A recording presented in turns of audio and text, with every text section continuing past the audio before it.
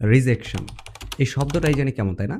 মানে হচ্ছে খারাপ লাগার মতো একটা শব্দ। অ্যান্ড স্টিল আই নো যে হচ্ছে আপনারা এখন এই রিজেকশনের ফেজের ভেতর দিয়ে যাইতেছেন অনেকেই। কারণ এখন যে সময়টা, এখন হচ্ছে খুব একটা পিক টাইম আপনাদের জন্য বা খুব একটা ক্রুশিয়াল টাইম। কারণ আমি জানি, মানে আমি নিজে আপনাদের এই সময়টা এক্সপেরিয়েন্স করে আসছি। তো আমি হয়তোবা আপনাদের মনের খবর একটু হলেও জানি যে যারা রিজেকশন খাইতেছেন বা রিজেকশন পাইতেছেন তাদের কেমন লাগতেছে। সো এইটা চিন্তা করেন যে খুবই নরমাল একটা বিষয়। আপনাকে এই ফেজের ভিতর দিয়ে যাইতে হবেই। আপনি যদি রিজেকশন না খায়া যদি ধরেন যে একটা স্কলারশিপ পান, এটা খুবই টাফ বিষয়, আলহামদুলিল্লাহ। বাট আপনি যদি 90% স্কলারদের জিজ্ঞেস করেন যে ভাই আপনি কি একটা প্রোগ্রামে এপ্লাই করে একটা প্রোগ্রামে স্কলারশিপ পাইছেন?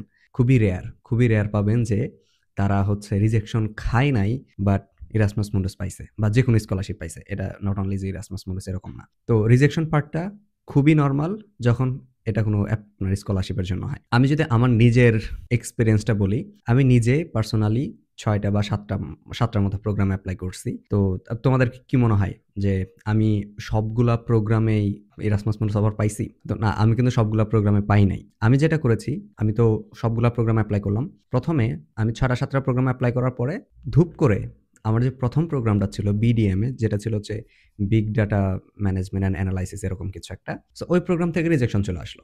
রিজেকশন চলে আসলো তার মানে কি? আমার ১ম প্রোগ্রাম থেকে রিজেকশন আসছে, তার মানে আমার যে বাকি প্রোগ্রামগুলো আছে তাহলে হয়তোবা আমি কোনো না কোনো ভুল করেছি। এজন্য ১ম প্রোগ্রামে আসছে রিজেকশন আসছে, তার মানে আমার সবগুলা প্রোগ্রামে রিজেকশন আসবে। তো এরকম একটা আমার মানে মনের ভেতরে এরকম একটা জিনিস চলতেছিল। মানে ওভার থিংকিং করতেছিলাম। অ্যান্ড আমি একটু ডাউন এ ছিলাম ওই কয়েকটা দিন। তো এরপরে কি হলো? এরপরে হুট করেই টানা 2nd ফেজে কল আসা শুরু হইলো। মানে হচ্ছে আমি ১ম টা হচ্ছে আমার মানে আমাকে ডাউন এ ফেলে দিল। দেন আবার এরকম আপ হইতে থাকলো আমার। মানে আমি সবগুলা প্রোগ্রাম আবার টানা 2nd ফেজে কল পাওয়া শুরু করলাম। আমার এরপরে কয়েকদিন পরে আইফ্রোজ নামে যে প্রোগ্রাম ছিল সেটা হচ্ছে রোবোটিক্স এর উপর পড়াশোনা। তো ওই প্রোগ্রামের এক্সাম নিবে। তো প্রিপারেশন নিলাম। খুব ভালো এক্সাম দিলাম। অ্যান্ড হচ্ছে আমি ওই প্রোগ্রামের অ্যালুমনিদের খুঁজে বের করলাম অ্যান্ড ওনাদেরকে আমি আস্ক করলাম যে, "ভাইয়া এই প্রোগ্রাম হচ্ছে কি বিষয়ের উপর ডিপেন্ড করে আসলে স্কলারশিপটা দেয়?" তো ওনারা বলল যে, "তোমার সিজিপিএ কত?" আমি বললাম, "আমার সিজিপিএ এত।" বলল, "তোমার এক্সাম কেমন হইছে?" আমি বললাম, "আমার এক্সাম খুব ভালো হইছে।" তো বলল যে, "তোমার খুবই হাই পসিবিলিটি আছে এই প্রোগ্রামে আসার জন্য।" কারণ আবার আইফ্রোজ প্রোগ্রামে একাডেমিক এক্সেলেন্স এর উপর অনেক মার্ক ছিল। তো যদি হিসাব করি তাহলে আমার এখানে পসিবিলিটি খুব ভালো। কয়দিন পরেই মানে হচ্ছে আবার আইপিসিভি এআই নামে যে প্রোগ্রাম আছে একটা, image processing and computer vision. তো ওই প্রোগ্রামের আবার ইন্টারভিউ কল আসলো। এখন আমার যেদিন ইন্টারভিউ, সেই ইন্টারভিউর ঠিক ৫ মিনিট আগে আমার আইফ্রোজের রেজাল্ট আসছে। কি আসছে জানেন? রিজেক্টেড। সো আপনি চিন্তা করেন যে আমার ৫ মিনিট পর আরেকটা প্রোগ্রামের ৫ মিনিট পর আমার আরেকটা প্রোগ্রামের ইন্টারভিউ। ঠিক তার ৫ মিনিট আগে আইপিসিবি এআই প্রোগ্রামের ঠিক ৫ মিনিট আগে আমার হচ্ছে রিজেকশন ইমেইল আসছে। আমার কেমন ফিল হইতে পারে? মানে আমার নিজের কাছে কেমন লাগতে পারে? সো যাই হোক, ওই মেন্টালিটিটা মানে আমি স্ট্রং রাখার ট্রাই করে, খুব পজিটিভ রাখার ট্রাই করে আমি হচ্ছে ইন্টারভিউতে ঢুকলাম। অ্যান্ড ওটা হচ্ছে ফ্রান্সের একটা প্রফেসর আমার ইন্টারভিউ নিলেন। এখন ওই ইন্টারভিউটা কতক্ষণ হচ্ছে জানেন? ৪০ মিনিট। আমি ঠিক ৪০ মিনিট নিজেরে পজিটিভ রাখছি। একদম টোটাল ফার্স্ট টু লাস্ট। আপনি মানে একজন প্রফেসর যখন আপনাকে ধরেন যে টানা ৪০ মিনিট ইন্টারভিউ নিছে, তার মানে কি? উনি আপনার উপর অনেক বেশি ইন্টারেস্টেড আপনাকে নেবার জন্যে। তো আমি ইভেন হচ্ছে উনাকে লাস্টের দিকে জিজ্ঞেসও করলাম যে মানে জানার ট্রাই করলাম যে আমার পসিবিলিটিটা কিরকম এই প্রোগ্রামে আসার মতো কিনা। তো উনি আমাকে অ্যান্সার দিল যে এই প্রোগ্রাম হচ্ছে আমি তোমাকে মানে তোমার কাছ থেকে দেখার একটা জিনিসই দেখার ট্রাই করলাম যে তুমি এই প্রোগ্রামে পড়ার জন্য আগ্রহী কিনা। অ্যান্ড যেটা তোমার মধ্যে মানে যেটা আমি দেখতে পেলাম তোমার আগ্রহের কোনো কমতি নাই। সো হোপফুলি তুমি হয়তোবা পাইতে পারো, তুমি আশা রাখতে পারো। অ্যান্ড তারপর বলল যে উনি সহ আরো ১৯ জন হচ্ছে এই স্কলারশিপ কমিটিতে আছে। তারা সবাই মিলে ডিসাইড করবে দেন হচ্ছে আমাকে জানাবে। সো আমি খুবই আশাবাদী ছিলাম এই প্রোগ্রামে হয়তোবা আমি পড়তে যাব। এরকম। ঠিক তার কয়েকদিন পর আমি ইফতার করতেছি। এর মাঝখানে আবার হচ্ছে আমার কোডাস প্রোগ্রাম ছিল যেটাতে আমি এখন পড়তেছি, এই কমিউনিকেশন অ্যান্ড ডেটা সায়েন্স যেটা। তো এই প্রোগ্রামের ভিডিও সাবমিশন ছিল। ভিডিও সাবমিশনটাও একটা কি বলে ভালোই প্যারার ভিতর দিয়ে গেছে আমার। কারণ ১ম ভিডিও শুট করলাম। ওই ভিডিও শুটটা আবার হচ্ছে ক্র্যাক হয়ে গেল। এত ভালো করে আমি ভিডিও করছিলাম। বাট হচ্ছে সামহাউ হার্ড ডিস্কের জন্যে মানে ওইটা যখন আমি ক্যামেরা থেকে মুভ করে আমার ল্যাপটপে নিছি, তো ওই ভিডিওটা মানে নষ্ট হয়ে গেছিল আরকি এনিহাউ।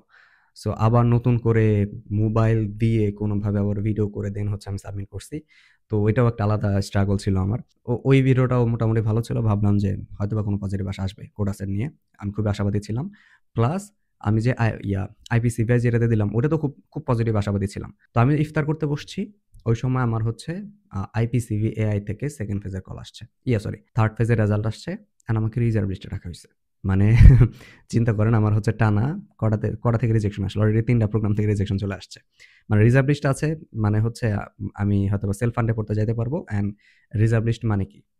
যদি কেউ যদি প্রোগ্রাম নিজ চায় হচ্ছে ওয়েটিং লিস্টে যেটাকে বলে। তো ওয়েটিং লিস্টে পজিশন ছিল, তেমন একটা ভালো পজিশন না, একটু কয়েকজনের পরে ছিল। তার মানে কি? ওটাতে আশা নাই। সো ওইটার আশাও বাদ। তার মানে আমার রেজিস্ট্রেশন আসতে আছে।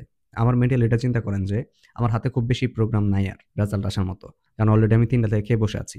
এরপর আমার বায়োমে প্রোগ্রামের হচ্ছে ইন্টারভিউ আসছে। তো ইন্টারভিউটা আমি দিলাম হচ্ছে আমি তখন গ্রামে বাড়িতে। ওইখানে ৯-১০ মিনিটের মতো ইন্টারভিউ হইছে।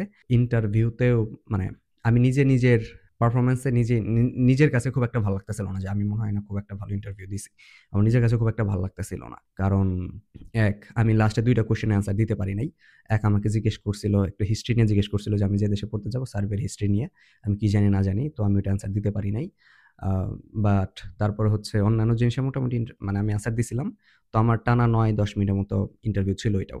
তো যাই হোক আমার হাতে এখন হচ্ছে ২টা-৩টা প্রোগ্রামের রেজাল্ট বাকি। এনভায়রনমেন্টটা বাকি আরকি রেজাল্ট আসা।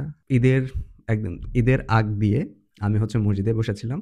তো ওই সময়ে কোডাস থেকে হচ্ছে আলহামদুলিল্লাহ আমার হচ্ছে ফাইনাল সিলেকশন রেজাল্ট আসলো। মানে আমি এত খুশি হইছিলাম ওই রেজাল্টটা দেখার পরে। আলহামদুলিল্লাহ খুবই খুশি হইছিলাম আমি। এত যে টেনশনের ভেতর দিয়ে যাচ্ছিলাম আপস অ্যান্ড ডাউনস, আপনারা নিজেরাই দেখলেন যে আপস হচ্ছে, ডাউন হচ্ছে, আপ হচ্ছে, ডাউন হচ্ছে এরকম আরকি।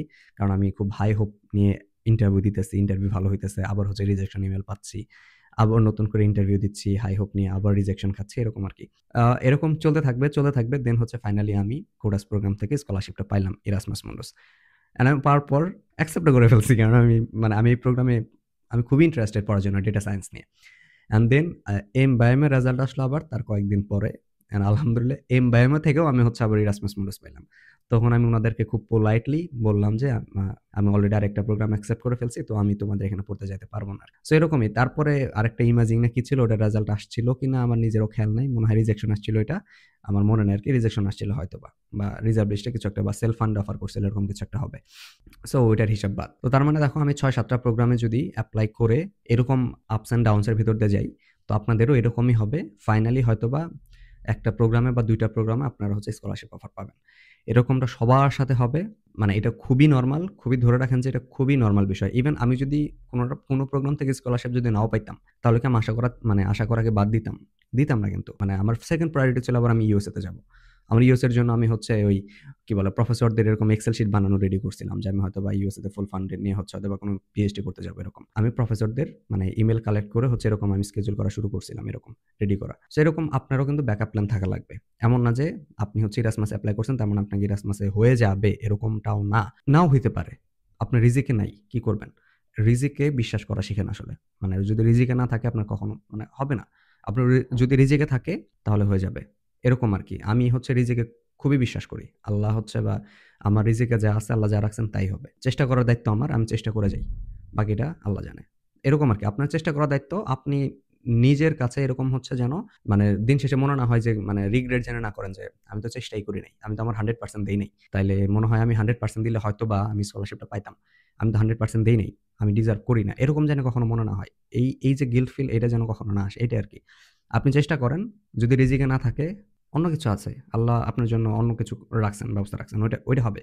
বাট চেষ্টা না করে রিজিকের উপর চেয়ে থাকবেন এরকমটা যেন না হয় আবার। আমি এই বিষয়ে মানে হচ্ছে এই ভিডিওতে এই জিনিসটা বোঝানোর ট্রাই করলাম যে রিজেকশন জিনিসটা খুবই নরমাল। মানে এই যে ফেজটার ভিতর দিয়ে যাইতেছেন, অন্য কেউ বুঝবে না রিজেকশনের ফেজটা কিরকম। যারা এই ফেজের ভিতর দিয়ে যায়, যারা এই সিচুয়েশনের ভিতর দিয়ে যায়, তারা জানে আসলে হচ্ছে কিরকম লাগে। লাইফের প্রতিটা ক্ষেত্রেই নট অনলি আপনি হচ্ছেন এখন হয়তো স্কলারশিপের জন্য রিজেকশন খাচ্ছেন। কয়েকদিন পরে হয়তোবা স্কলারশিপ পাওয়ার পরে যখন আপনি মানে গ্র্যাজুয়েট হয়ে যাবেন বা হচ্ছে আপনার ডিগ্রি শেষ হয়ে যাবে, এরপর আপনি হয়তোবা আবার জবের জন্য এপ্লাই করবেন। তখন হয়তোবা জবে যাওয়ার আগে আপনি আবার এরকম কোম্পানিজ থেকে এরকম রিজেকশন খাবেন। খুবই নরমাল বিষয়। লাইফে প্রচুর রিজেকশন আসবে, প্রচুর সাকসেসও আসবে। সো এটা জাস্ট আসলে ভাইস ভার্সা আরকি। আপনারা যারা এই ফেজের ভিতরে যাইতেছেন, আশা করব যে আপনারা একটু স্ট্রং থাকেন এই সময়ে। বাকিটা আল্লাহ ভরসা। So best of luck. আশা করি সামনে হয়তোবা কোনো একটা হ্যাপি মেইল আসবে আরকি। Thank you very much for watching. Hello Mona. Hi, Johnny. How are you? I'm good. How are you? Yeah, can you tell me about your program? Okay, so I'm currently studying in CODES, that is Erasmus Mendez Joint Masters in Communications Engineering and Data Science. Okay, I have a questions for you.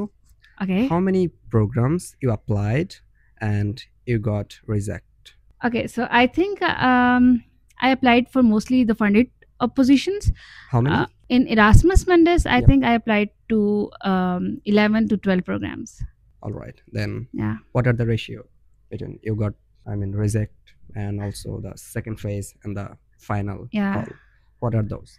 I think Tell I us. was not accepted in 7 to 8 programs, Mhm. and I got fully funded scholarships like tuition fee waiver plus the stipend in 3 programs. And in 2 programs, I was offered just the tuition fee waiver. And I think in 1 program, I was offered a position on self-funded basis. Nice. Yeah. So what do you think? Like getting rejection, is it normal for the It's- upcoming scholar? Because this is the time they're getting rejections from from most of the most of the programs. programs. Yes, Yeah. yes. So true. is that normal for them? I think it's pretty much normal, and I would recommend all of the to all the aspirants to apply to as much programs as they can, because previously Erasmus Mundus had this constraint that you could only apply to maximum 3 programs, Mhm. but now you have an opportunity to apply to as many programs as you can. So you should always avail this chance to apply to all the programs in which you are interested, or you at least you are eligible for those programs. You should apply for it. And rejections, it's an international stage. You are competing with the best talent across the world, so definitely rejections are going to be there. But if you get rejected in a program, it does not mean that you were not capable enough. It just means that someone else was maybe better than you in that category, and that program was not really good for you. Yeah, you should not lose your heart. Thank you, Mona. Yeah, see you.